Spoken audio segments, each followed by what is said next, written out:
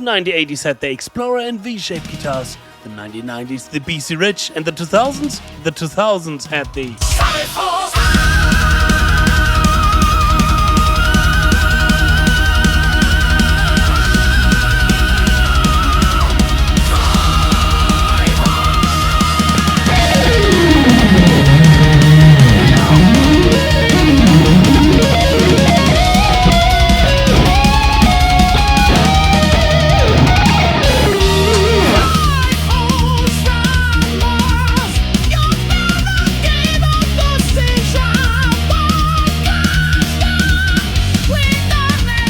Hey Guitar Champion, what's going on? I'm 𝙎𝙤𝙢𝙚𝗏, back from my practice dojo, and welcome to today's video. One of the most requested guitars from you guys, from my community, is this one in the background, the so-called Xiphos guitar.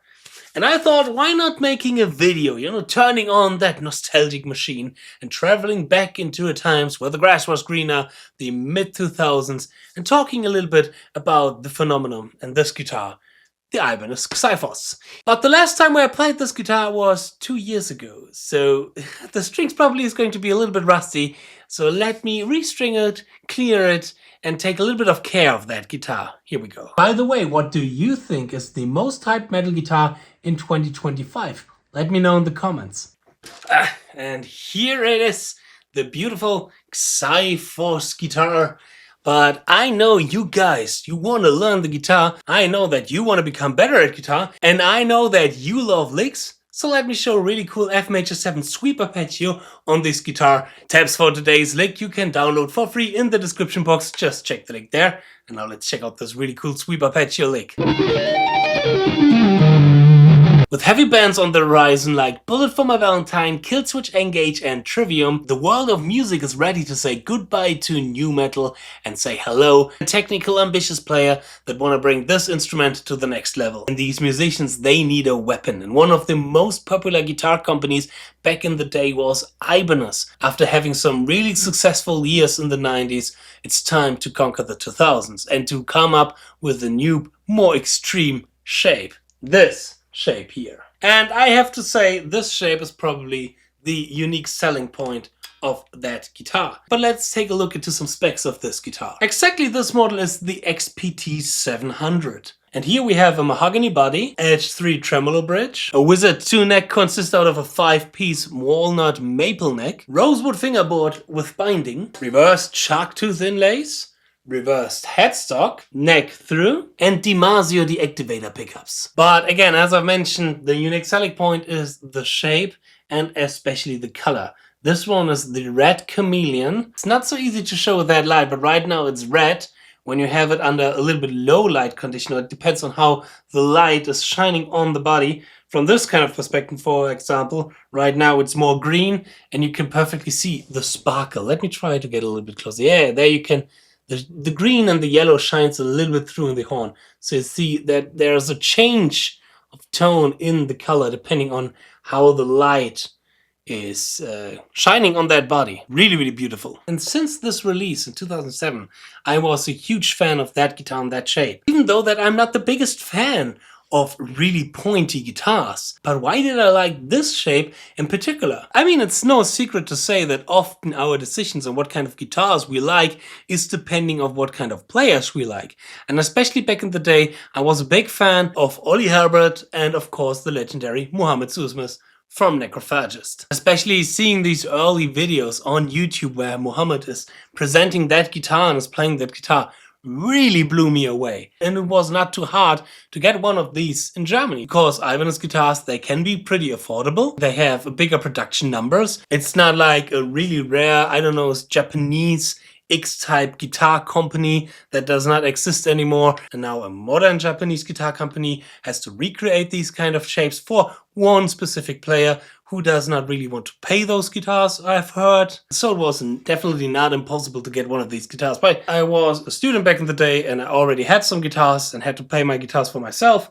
So I didn't have the chance to get one of these back in the day. And then more and more iterations of that guitar was produced. We got different colors for the XPT 700, like a white one or a black one. We have a hardtailed version with a fixed bridge, of course 7 strings. and even one with 27 frets. And don't forget the legendary XPT 1400 TV double neck guitar. I had the chance to check out this guitar in this year's Ibanez Guitar Festival, and I made a video about some crazy guitars there, where I also talked with Dan, the head of Ibanez Germany, about the double neck guitar. So check out that video, you can find it right here in the info card to watch it after this video, and of course after you have subscribed to this channel. In 2015 they released also an iron label model with active pickups and different kind of neck types. And then in 2015 the Xyphos disappeared. It was never produced until 2021. In 2021 the Xyphos returned to the iron label lineup with two new models, the XPTB 720 and the XPTB 620. 2 years ago I was actually looking for this guitar because, as you might know when you know my channel, I play in a Megadeth tribute band. But especially 2 years ago I was mostly playing either a saber type of guitar or the AZ that you can see over there, which is not really fitting to a thrash metal band like Megadeth with their most famous guitar player Marty Friedman and his legendary Jackson Kelly. I cannot play a Jackson guitar, and I'm not really interested in playing other guitars than Ibanez because I'm an Ibanez endorser and I'm really proud to be an Ibanez artist. So I thought, which guitar of Ibanez maybe comes the closest from the shape type to an more extreme model like the Kelly? And there, of course, I only had to look for the Xyphos. I found one online not too far from where I live. I bought it, I played it on 2 shows, and then switched to the 𝙗𝙤𝙢𝙢𝙢 signature. Because let's talk about some disadvantages of this guitar. For example, when I remember correctly, my good buddy Christian Münzner used to play one of these as well. Christian, if you see this and I'm wrong, please correct me, but he used to play one of these guitars after his Necrophagist era, but before the Obscura time, so from 2006, 2007 till 2009, I believe. I remember him telling me that he once played a guitar like this, also played it live, but after playing it live, not really played it again. And the problem is definitely not what is inside of that guitar. It's not like that the pickups are a problem, or the neck, or in general how it feels when you're playing it. No, the problem is basically, actually, the shape. When I played this guitar on 2 shows with Megalife, first of all, it's not really a light guitar and it's really head heavy. So always happens this, that the head was falling down and I had to use a lot of force to stabilize the guitar, a little bit more like this. Even though that I'm a big fan of having the pin for your strap here and not here on that side of the horn. I used to change that as well in some of my touring guitars, because then your guitar hangs more to the left side of your body, like when I'm playing it in classical position. So then playing live is much more like sitting down, but it's still extremely heavy and I'm always playing on the left side of the stage. So when running around, I was constantly stabbing my other band members with this guitar, giving... Oh, even Yngwie is scared of that guitar and is running away when he sees a guitar like this. Hey Yngwie, come here buddy. You don't have to be afraid of an extreme guitar like this. I know it's no stretch, and I know your fans don't like it when people try to explain something about Yngwie by not playing a Stratocaster, but hey, you don't have to be afraid. Come here. Come here, buddy. Yes, that's my cat Yngwie. I was stabbing all of my band members, creating a... But right now, holding that guitar again, playing around with it, restringing it, I'm really looking forward to maybe play this one day, maybe with Dawn of Victory, aka Rhapsody, because I just think this guitar looks extremely cool nevertheless. Because other than these trivial problems that can be a bigger problem on stage, I think that is a really well designed guitar.